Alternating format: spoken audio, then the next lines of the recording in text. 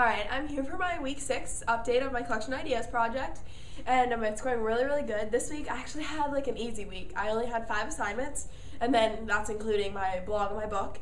And I was able to finish my book, The Jungle by Upton Sinclair. And a lot of the things and the elements of the books, especially the conflicts of the characters and like the resolution, all brought together to a really nice close at the ending, where it kind of turned away from the story of Jurgis, but moreover focused on the role of capitalism in the story.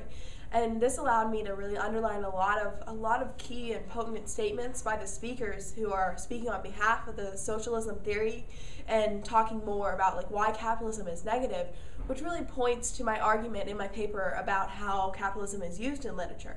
So I was really, really happy about what I was able to find, and I think there's just a lot that I can use as in support of textual support within my research paper, and I actually highlighted those on my digital copy of my book, and I put them aside in a Word document so that whenever I begin to write my paper, I have a better idea.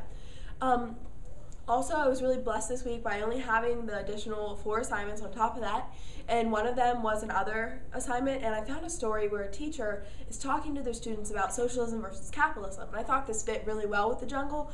And then the teacher is faced with the students who are like, the socialistic system, it's the best. So the teacher allows them to use their grades as a socialistic system, as in turn instead of money. And at the beginning of the 9 weeks, the A students go and they work really hard and they get an A on their test. Whereas the students who don't understand the material, or even the ones who aren't willing to put forth the effort, go and get D's and F's. Thus, the class average is a B. And soon enough, that class average actually drops to an F because the students who are willing to work hard refuse to if it doesn't benefit them. And this really made sense. This is how capitalism works, with money as the currency instead of the grades, as those who are willing to work hard in our world today work harder because they're promised profit. But then again, I went and found another article that talked about the profit motive, and I talked a lot about the integration of Christian values, which are definitely my values, along with the capitalistic views. Now, I'm a capitalist all the way, but I definitely have that idea where I'd like to integrate my religion so they're not really like butting heads against each other. And I found that capitalism allows for Christian values to integrate whenever we use our money to invest in things that promote the better wealth of the people. And it's just a number one goal to make a capitalist system work to benefit the entire society would ultimately work on investing in things that promote the better good. So this kind of looked at capitalism in a favorable way, especially with the Christian views.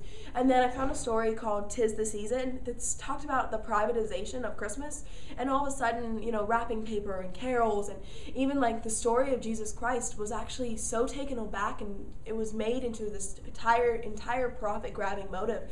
And I was really able to see how the capitalism works in a story, and this also gave me a ton of textual evidence. So my only other question is, so I don't actually have any questions, my only other thing to tell you, Mr. Yeagley, is that for the next 2 weeks I won't be able to do a book blog because my book is finished, but I'm really excited to use that extra time that I'd be using for the book blog to kind of pull my resources together and begin writing my paper. Otherwise, I'm good.